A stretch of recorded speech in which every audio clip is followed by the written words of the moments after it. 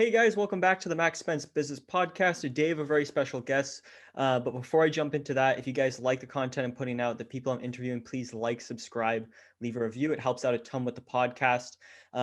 Before we actually jump into a little bit more, if you guys like what I'm putting out, please go over to Apple Podcast and leave a review. That helps out a ton as well. So without further ado, today's guest is Sahil. So he is a real estate investor with a real estate portfolio valued over $16 million, now actually over $20 million, and is a licensed real estate agent.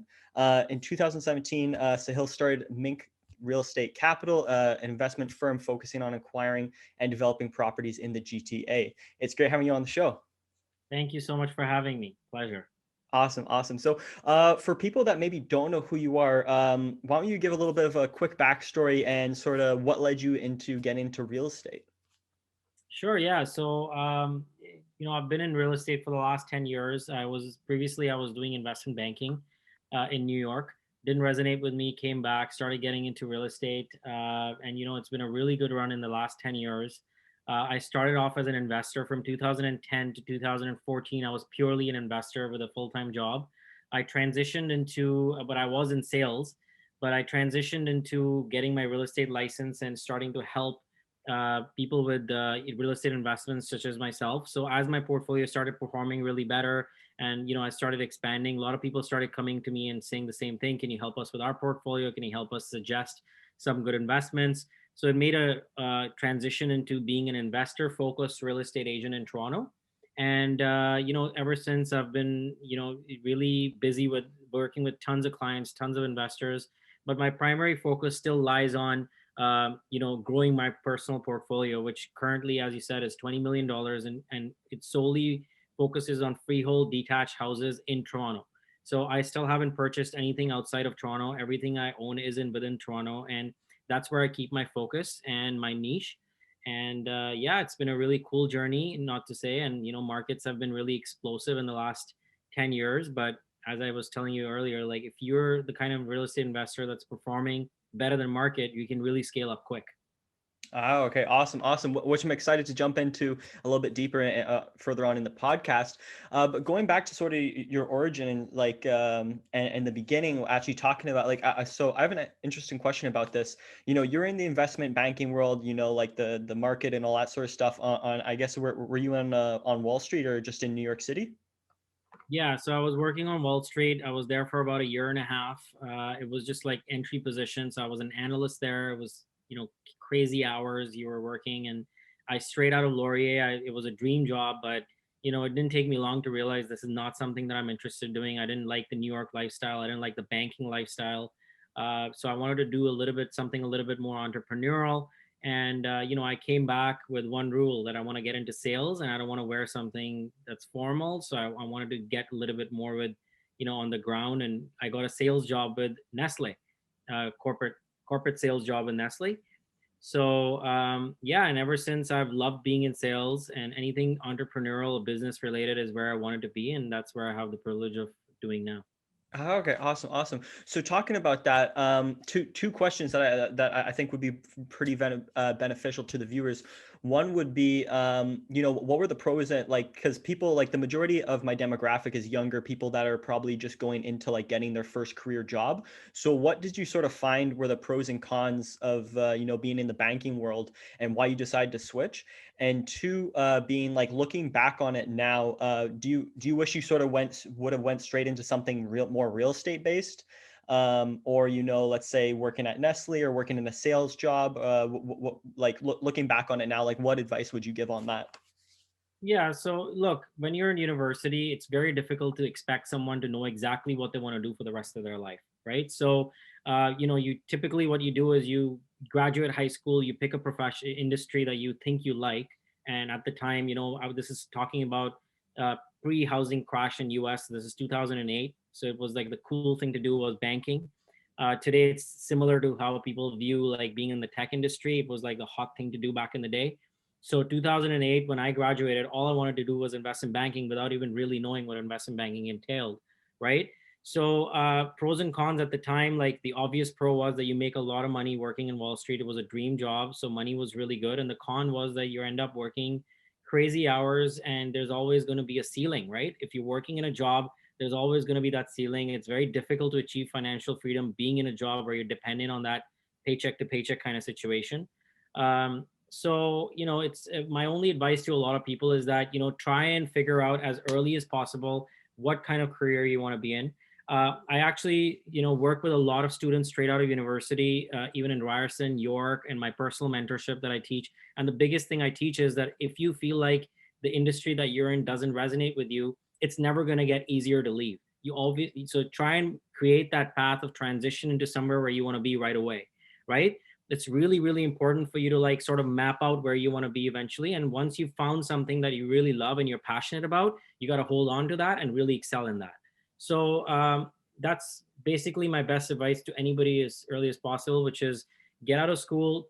Don't be hung up on working in your industry. Try to make sure that it is actually, in fact, something that you see yourself doing for the next 10, 20, 30, 40 years. If not, create a roadmap and transition out as soon as possible. Oh, okay. Yeah. And that's actually some great advice. And one thing you did mention there was like, yeah, you're making great money, but it's like, if you don't like what you're doing and you're working insane hours, it just doesn't work, right? You're not going to be happy. Right. And it doesn't matter how much money you're going to make.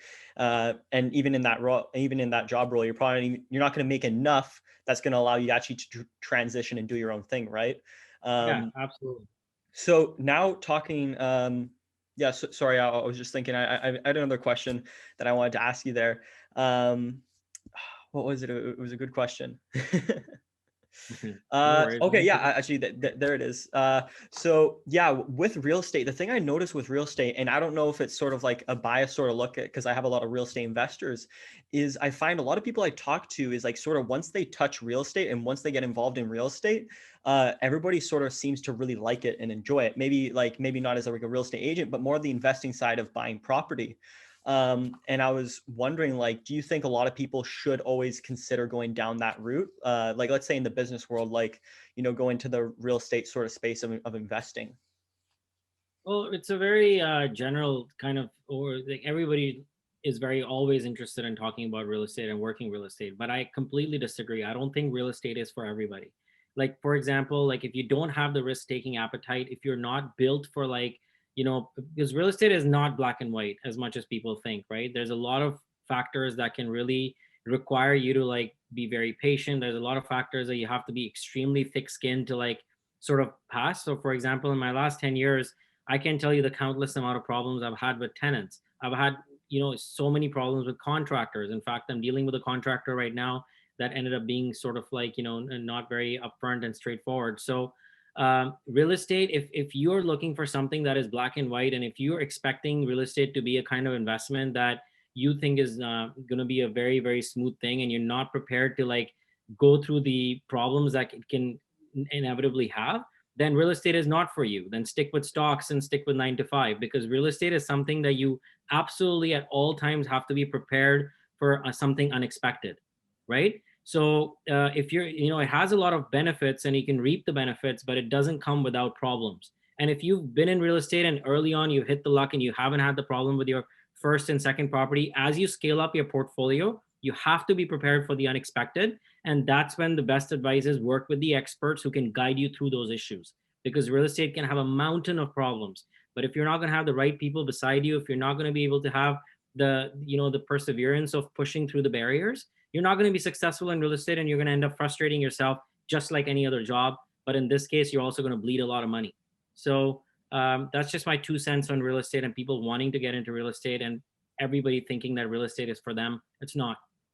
Yeah, no, and I'm actually happy you brought that up, because a lot of the time, a lot of people sugarcoat, real estate and being like, oh, you can get into real estate and you'll make tons of money really quickly. And the reality is, it's like real estate is like any other business or job. It's like you're gonna have there's gonna be lots of problems that you're gonna have to overcome, and if you don't have that Yeah. perseverance to sort of push through and solve those problems with tenants and contractors, and then if you get even more complicated with like like with variances with like I was going to say the city of Ottawa, but the city of Toronto and all that, and like there's just tons and tons of stuff that you have to So sort of much stuff.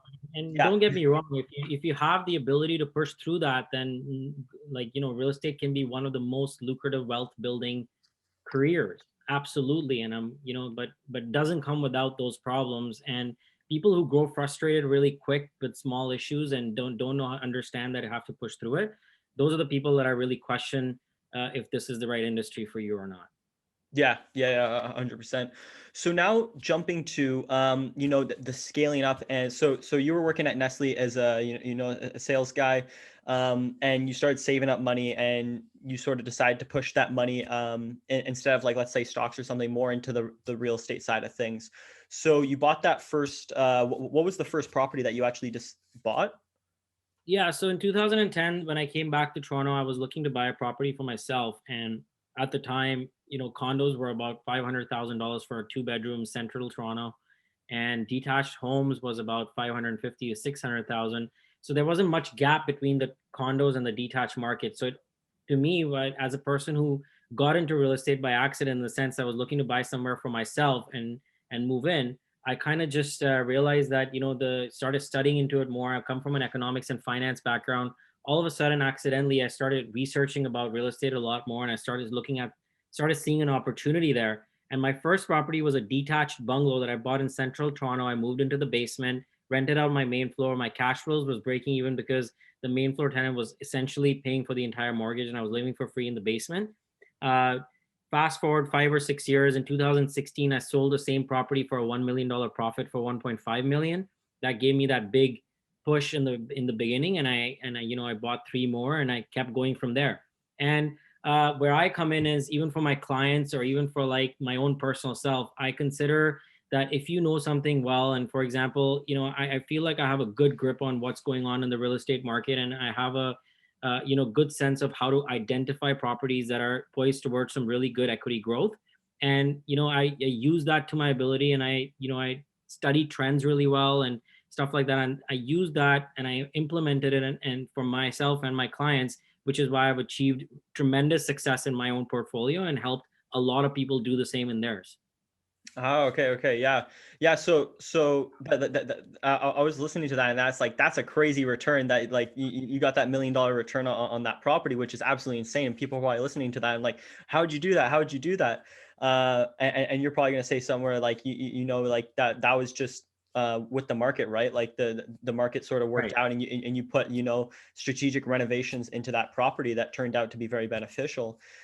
So then talking about pretty much once you got that first cash out, what did you then go buy after that? Similar properties. So my whole business model is that you buy properties that are in the growth phase. So every neighborhood goes through certain phases, right? So each neighborhood has a certain phase. You have the growth phase, you have the stability phase, you have the decline phase, and you have the renewal phase. Every typically you can divide each neighborhood into a certain growth cycle. My idea is to buy everything in the growth stage. Which neighborhood do I identify as being in the growth stage, which is it's poised towards some really good growth? It's going towards certain gentrification, which can push that equity appreciation a lot more. And what kind of asset class can I buy that comes with an upside, which means that can you buy properties that are need a lot of work, you can have strategic renovations to increase value, and when you combine the two, you end up buying a property that comes with a lot of upside. So you have a lot of you're buying something that you buy something for like first year and then fifth year, that the neighborhood has already given you the push, and you've put in strategic renovations to also increase the value, and hence you've accumulated a lot of equity. And then you can reap the benefits by the way of refinance, sale, build, do whatever you need to do that way. Oh, okay, awesome, awesome. And I'm actually so happy you brought that up. Is that's a great strategy to actually use it, and you can find this in every and like while you're talking about that, I was just thinking about my own market, Ottawa, and I could think of some like as like just like in the local Ottawa areas, like Vanier and Chinatown is like being areas that like just because the location is close to the government buildings and jobs and all that sort of stuff are going to be areas right now which are cheaper to other neighborhoods that are really close to it, and that are probably in the next 5 to 8 years are actually going to go through a process of like as more people come from like let's say Toronto or other places to start working in the government in Ottawa, they're going to need places to live, right? And these areas which are a little bit more affordable are going to start to increase because they're going to need people are going to be looking to buy places in those like close to downtown, right? Exactly. um, Yeah. So, which I thought was really interesting. So, do you have you sort of started to go into multifamily, or are you sticking with single family homes and doing sort of like I was looking at your website, and I saw that you guys do like a lot of luxury and custom housing and development stuff. Like, is your goal to sort of go down into like sort of like the track homes and house building, or are you going into more the multifamily, owning like a 20 unit or 30 unit building? No, so I like to be hands-on, and hands-on means that whatever I buy has to be manageable, and multifamily is usually a little bit difficult to manage. I can give you a little distinction between single-family homes and multifamily homes. So single-family homes a little bit more liquid. They are usually, in a hot seller's market, they usually have a better capital appreciation rate. And single-family homes are less management. So because you have, single or double tenant at the most. A multifamily, going to be less liquid. You have more tenants to manage, and typically they're difficult to appreciate because they're a little bit harder to sell. You have to have the perfect buyer for it. But in the long term, if somebody's so it really depends on your goal. Why are you buying a property is a very important question you want to ask yourself before you purchase a property. So if somebody's buying a property to accumulate equity, if you want to, like, with the possibility of building the lot or selling the lot later, then go with a single family home. If you want to buy something that basically pays for your retirement and you don't mind the management, you can even hire a property manager or whatnot, then buy a multifamily. My business model is basically to buy more single family because I'm in the growth stage. Even though I have a $20 million portfolio and now 16 properties that I own, I still want to be able to grow to more properties and have more doors to manage. And also, I like the fact that I can, have properties that are very easily liquidated, which means if I put it on the market on Monday, by Friday, they're sold. So they're extremely liquid properties from a real estate perspective. So my plan currently is to keep growing on my single family home market, but for the sake of diversification, I do have a mixed use commercial property that I've purchased under the fund. And I do own a couple of condos, and I do own a duplex as well. So within the 16 properties, I would say 80% of my portfolio is comprises of single family, and 20% is a little bit diversified for asset class. Oh, okay, okay. And the reason behind that was like the liquidity of those properties being able to get that cash out when needed to Liquidity. expand. I'm also, like you said, I'm building a lot of luxury homes. So I like to have single family homes that, once the land value is appreciated and saturated, I get into the build stage of things, right? And with multifamily, there's not much upside you can do except for like maybe renovate some units and increase the cap rate. You're done, right? There's nothing much else to do. So I'm going to focus on those things maybe a little later part of my career. But as a growing person in real estate, and I still consider myself growing, next 4 or 5 years, I want to be able to, be able to buy something that's a little bit more tradable rather than being stuck with an asset that I can't do much with. Oh, okay, okay. And on like more of a personal level, do you enjoy working with like the luxury homes more? Because it's do you find that Yeah, more I interesting? I absolutely love the aspect of design, buying, and executing an entire development. So last year I built two homes, and I did extremely well. And I really enjoy working with the developer. I really enjoy working with the architects. Anybody who's looking to get into real estate full time, development is honestly a completely different and a full time experience. But I have a lot of passion, almost as much as passion as helping people grow their portfolios, is that I really enjoy the development side of things. Oh, okay, okay. And that's, yeah, and I actually like that a lot is like, if you're getting into real estate, it's not like, hey, you have to go do this, like, you have to buy commercial buildings or retail buildings. There's so much like different areas you can actually go down and niche down into, that you can make you've shown is like you can make an incredible living doing that. And if you're more of somebody that likes the creative side of things, you can go into, because like one thing you did talk about there was with multifamily is like, you don't really have like a creative sort of, it's not like a luxury property, right? You're going like, it's all like all the units are the same. It's more of like a numbers like thing, and like you're renovating, you're doing the sort of same renovations. It's not like you get to be really creative with a property and add certain things that are going to be like, oh, actually increase the value of that property a lot more. And it's sort of unique in its experience. so Right. now so now I want to talk about so growing your portfolio and expanding that to 16 properties. One thing that I see and sort of hear a lot from people is that the money problem of getting loans, Because at a certain point, banks just, they sort of cut you off for like single family homes, right? They might let you get like, 5 or 6 homes, and then after that point, you have to start raising like outside capital or hard money or whatever it may be, right? So, giving your advice that you have for that is like, how do you scale past that point of like the 4 to 5 units? So that's a really good question. How do you scale past 4 to 5 units? Initially, anybody going into real estate, you obviously need to have the income, and at certain point, your income can support certain loans, right? So once we start buying properties, and at some point, whether it's 2 or 3 properties, you're going to cap out. And how do you scale? The best answer to that is joint ventureship. You have to find the right partners to grow with. There's two ways you can scale up. One, by taking extra loans and taking an extra debt, or taking private loans, or you can scale by giving people the equity. My style is to always go towards good joint ventureship partners. So in my career over the last 10 years, I've worked with about 3 to 4 joint ventureship partners, people who have the same goals, people who have the same, and you can really, you can really work in good partnership with. So for example, one partner that I have, he's the same guy who I built a luxury home with. I currently own about 4 to 5 properties with him, and he's a doctor. And the whole thing is that he's looking for something that he can trust in terms of knows what he's doing. Second, he has no issues with financing as a doctor. His value add in the whole partnership is that he can really take control over the financing if and when needed. And we both have the exact same goals, which is grow our portfolio with the right fundamentals. So as you grow in your portfolio, I think to source out the right partners, the right strategic partners, and sort of combine the efforts of, like, what is my role in the partnership, what is his role in the partnership, and really use that synergy to grow, is probably the best way I've scaled up. And I suggest a lot of people start looking for good partners in the industry with similar goals to start going with. Oh, okay, yeah, and that's a great piece of advice. And I'm probably thinking you're probably the managing partner where you deal with like finding the property, going through all that stuff, and he's more of the money partner, putting up the cash and like the financing for it, right? Is that is that? Like, look, I make it very fair for people. Like with him specifically, it's case by case, but I've always put 50% required capital because I have the luxury of capital. It's not like I lack capital in my own portfolio, right? So I have a lot of equity power and capital power. Where he comes in is the ability to finance with A lenders, right?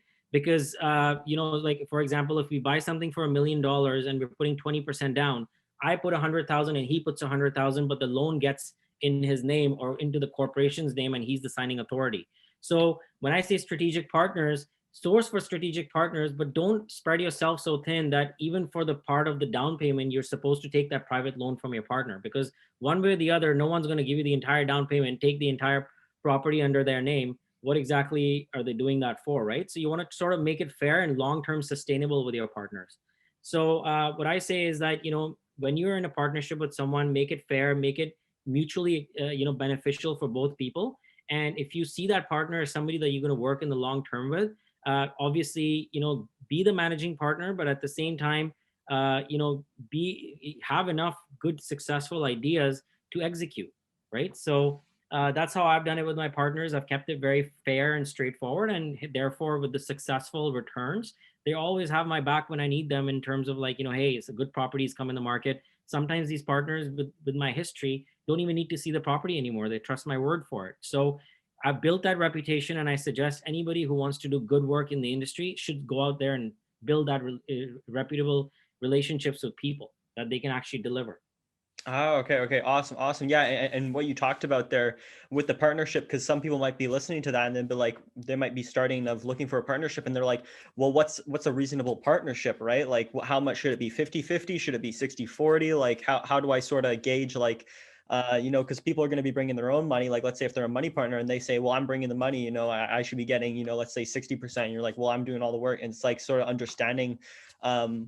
Sort of under like both of you understanding the to have a general understanding of the system that you're building, and then sort of like moving on forward from that, and I sort of like that you actually also put down 50% as the down payment as well, right? So instead of just being like, hey, you're putting Yeah, down all like the money and everything. in a partnership, I feel like there's so much stuff going on in social media today. I don't like gimmicks. Gimmicks don't get you that far. I feel like these days people can just be a really good social media expert and they automatically qualify as being smart at real estate and smart at investments. That's not true. So I'm not out there selling gimmicks. When I try to source for a partnership, I bring my weight in as capital as well. And I feel like that's the right, fair way of doing it. And if anybody on the other side is smart enough to see that, then they're not going to be able to fall for the traps of you put 100% down, you get your financing, and I'm just going to tell you what to do and take 50%. It doesn't fly. So the only thing I would suggest is in a partnership, be fair, be straight, and don't pitch ideas that A, you don't have knowledge about, and B, you can't deliver to you back to your partner. Because in a full circle, in the long run, you're not going to be able to sell empty, like, you're just going to be an empty can that makes a lot of noise and doesn't have much weight inside, right? So again, in partnerships, be fair, be straightforward, and only pitch ideas to people based on what you know, rather than just speculating that and playing with people's money. And I feel like social media is making that extremely dangerous to be able to qualify people. And I suggest whenever you're getting into a partnership, find out the history of the person, maybe talk to a partner or two that he's worked in the last few years to really dig deep into like how that partnership has grown. And I take pride in telling a lot of people the same thing, like, look, if you want to be my partner, now I technically have them qualify to be my partner, because every single person that I've worked with in the last few years or last 10 years is absolutely will say good things because they've made really good money and I've been extremely transparent and I haven't sold gimmicks. Yeah. Yeah. No, no, 100%. It's like the fake it until you make it, or that sort of attitude doesn't really, that doesn't really get you that far, in the real estate world It where, may get you far with people who don't know what they're doing and they're just desperate, but the smart ones won't fall for it. yeah, yeah. So now talking about the fund that you started, and I recently had another guy on the podcast, Bridger Pennington, talking about funds and all that sort of stuff and the benefits of it. But why did you sort of decide to start a fund, to start buying single family homes or start developing luxury single family homes? So why is diversity important in real estate is the reason why I did this is because of diversity, right? And again, to answer the question, why is diversity important, is to make sure you mitigate your risk, right? If you're in real estate, there's a lot of segments of real estate that you can use to mitigate your risk. For example, if you're too heavily invested in one asset class, it's not really mitigating your risk. For the sake of diversification, I wanted to get into commercial real estate as well. And I had at one point I had 95% of my portfolio with the exact same asset class, which is bungalows in Toronto. But to me, like, to have the comfort of mind, for me, it was like, okay, I have to start thinking about diversification, which is why I wanted to get into commercial real estate. Commercial real estate also means a heavier capital investment, and even the financing is very different.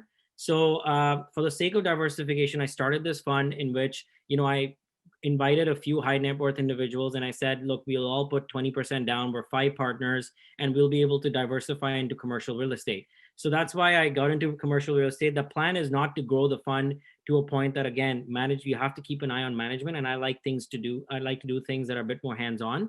So at this point, I have a $7 million fund in which we have 2 properties that we bought for 4 million. And now the value of the fund is about 7 million. And I'm very happy and content with the fact that part of my portfolio is diversified. And I can still focus on what I do best, which is buy single family homes, rent them out, build them eventually, and sell investments to a lot of clients that are similar and help them grow their portfolio. Oh, okay, awesome, awesome. And somebody that might be listening to this is thinking like, oh, this guy's crazy with how fast he's scaled, and you're starting this fund, and you're real estate as well. You're selling real estate and all that sort of crazy stuff. So what sort of what keeps you focused, and what really drives you forward to continue sort of like pushing the boundaries? Because as you probably experienced in your personal life, it's like doing all this, it gets harder, right? As you start to take on more things, and you start to scale, it gets harder, right? So what keeps you what keeps pushing you forward? It's a lot to do with passion. You have to find exactly what you're doing, something that you love, right? And you're doing it according to your terms. And you found something that you're really good at. When all of those things come into one little ball, and you're like, all right, so I'm doing something that I absolutely love. I am good at it, clearly, because I've been doing it successfully for 10 years. And how can I make this beneficial for myself? And how can I use that to help benefit others at the same time and grow it all in a harmonious way, right? So when all the factors come into play like that, it's really about organization, and it's really about growing and, scaling and growing has to come with infrastructure background. So for example, if you're going to start taking on clients more, if you're going to start building more, if you're going to start investing more, and you're going to start selling more, you need to have the right backup in the office, which means you need to have an assistant doing your day to day. You need to start scaling your sales business by introducing buyer agents, and that's the plan. So this year I did my brand new branding. So I've got my logo here, Mink Real Estate, and we've focused a little bit on making this, like I'm introducing a buyer agent into my team, and hopefully the goal is that with the same fundamentals and with the same principles and the same culture, I'm able to multiply this and grow more, and therefore help more people do the exact same thing at the same time, grow myself more. So, I'm doing this as much as I have fun. The minute this stops becoming fun, I can retire if I wanted to, but I'm doing it purely out of the fact that I'm having a lot of fun doing it. And, I absolutely love watching people's money grow when they invest with me. So, it's just basically comes down to continuing to doing what you do, and you love what you do. So I think all of that combined is what's driving me and what's making this even more and more interesting as the day goes, and as the business grows. Awesome, awesome. So one thing you did mention there was, being a real estate agent, and you're so you're a real estate agent, and then also investor as well. And some people might be thinking, do you have to become a real estate agent to become an investor? Like, should you become a real estate agent to become an investor? Like, should you get your real estate license? Like all that sort of stuff. Like, because I've had my own personal experience in real estate, and being a real estate agent and being an investor are sort of a little bit two different things, right? Whereas like as a real estate agent, you're more of a sales type of person, right? And whereas as an investor, it's much different. Like, yeah, there's still sales with it, but it's more like, management, managing people, managing contractors, like, dealing with banks, dealing like you're sort of in like a CEO role as an investor. So what would be your advice on that? Do people need to get the real estate license? Should they get the real estate license, Well, or? I think it's completely irrelevant of each other. I have my real estate licenses because I am also focused on helping other people grow their portfolios. I wake up my day focusing on one pure, simple thing, which is how do I grow my portfolio? How do I become a better investor? And once I find the answers, I translate that over to my clients and help them grow and do the same thing, right? So it kind of goes hand in hand. But if you're asking me that if a real estate investor needs to be an agent or agent needs to be an investor, no. But I also question a lot of agents that claim to be investment specialists but don't even have a single investment experience themselves, right? So, there's so many real estate agents out there. It's just getting crazier and crazier. Every person you start knowing in your circle is getting a real estate license now.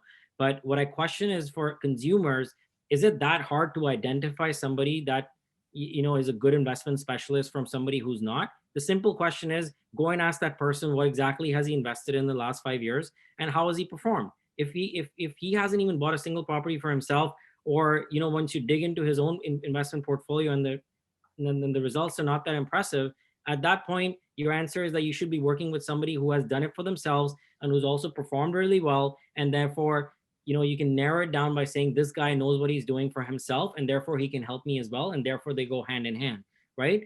And again, I'll bring up the social media example. Don't fall for the gimmicks. Be very careful about choosing the right person to work with, because that one person can change your life as an investor.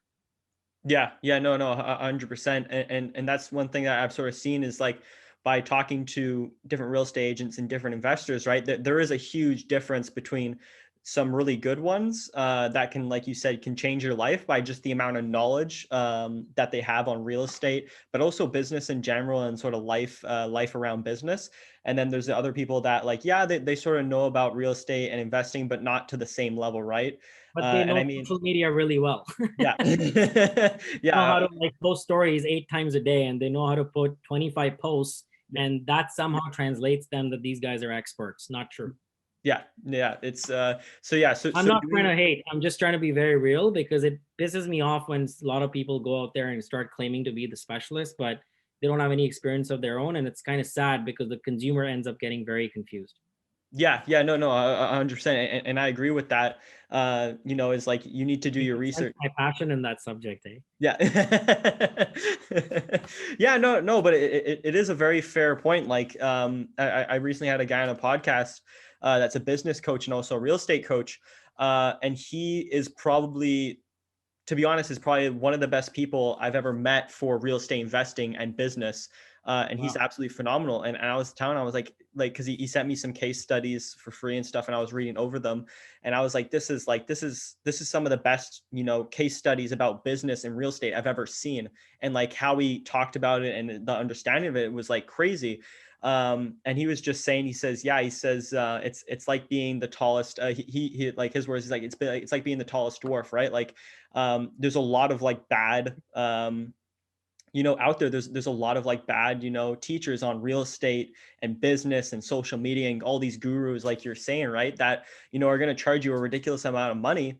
And the really the knowledge and information that they're going to give you is really not up to par with what they're charging, right? Like, and I've met a few people that, you know, have decided to go flip houses, and they're paying $30,000 for this course, and it's like that's absolutely insane.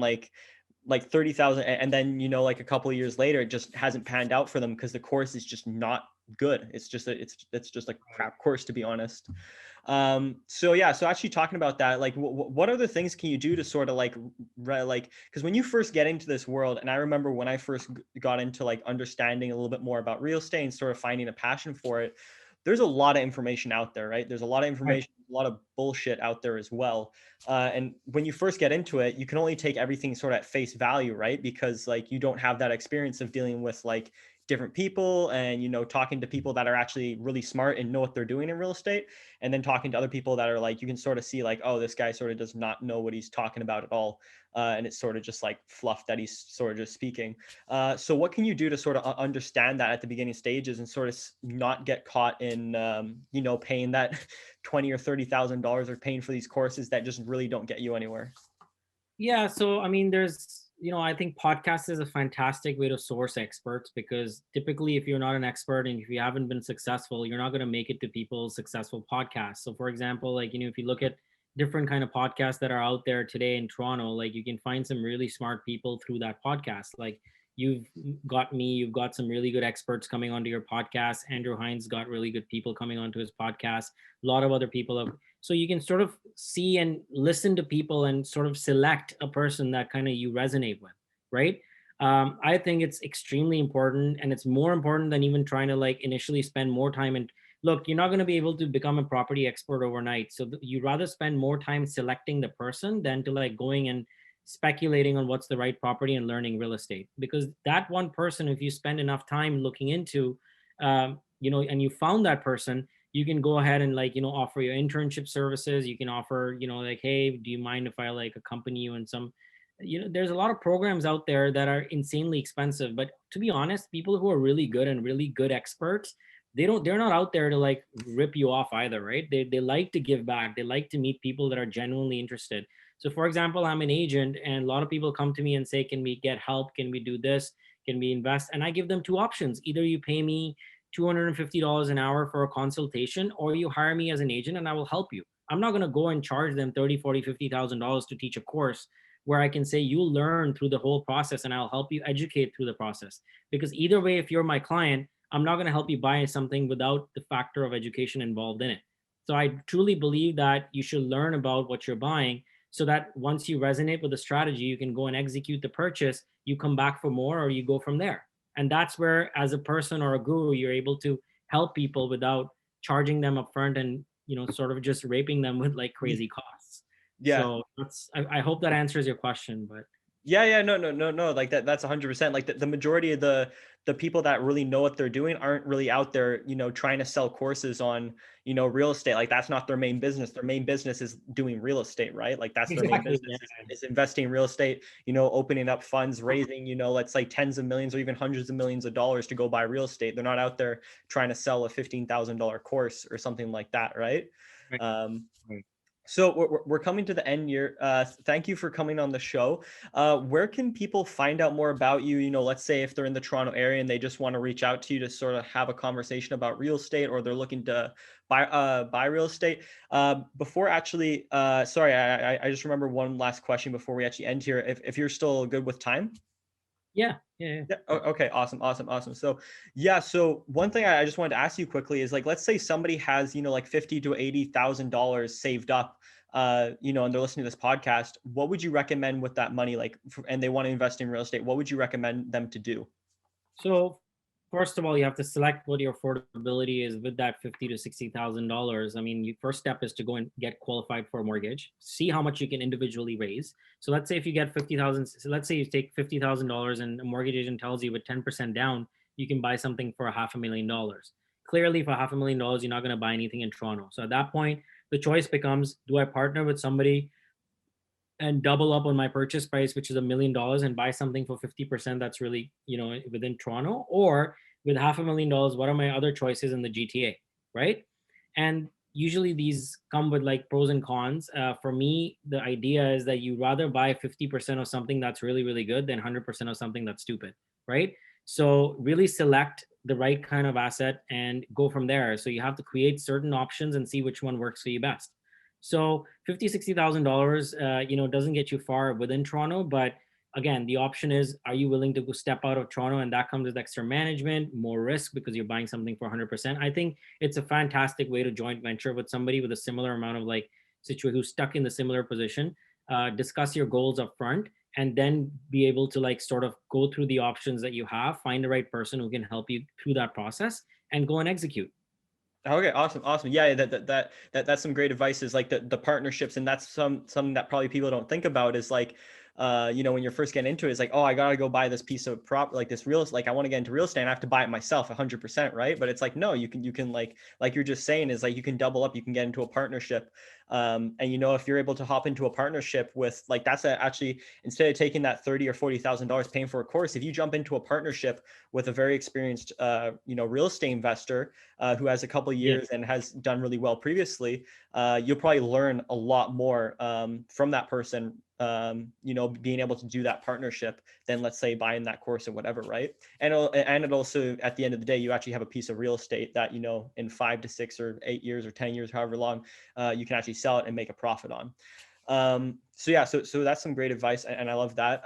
But yeah, like I was saying, where can people find out more about you and all that sort of good information? Yeah, so I mean, there's tons of stuff about me online. You can just literally start with my name, Sahil Jaggi, on Google. But every single thing is Mink Real Estate. That's the banner that I work under. So look for that logo, Mink Real Estate. You don't just invest, invest better. So that's usually my slogan. So you can go on minkrealestate.ca. Mink Real Estate is my Instagram banner. And you can always reach out to me there, and you'll see my email address there. You'll see my phone number there. So it's very easy. Just reach out anytime. We'll go through a specific qualification process to see what kind of services that you require. If you need to require a consultation, I'm really big on consultations. If you spend $200-300 sitting down with somebody for 1 hour and try to get as much information as possible, that 1 hour can really help you at least set you in the right direction. Other than that, if you ever need investment advice or anything like that, then again, reach out to me on Mink Real Estate Instagram and minkrealestate.ca, which is my website. Awesome. Well, thank you again, Sahil, for coming on the show. My pleasure, man. Thanks for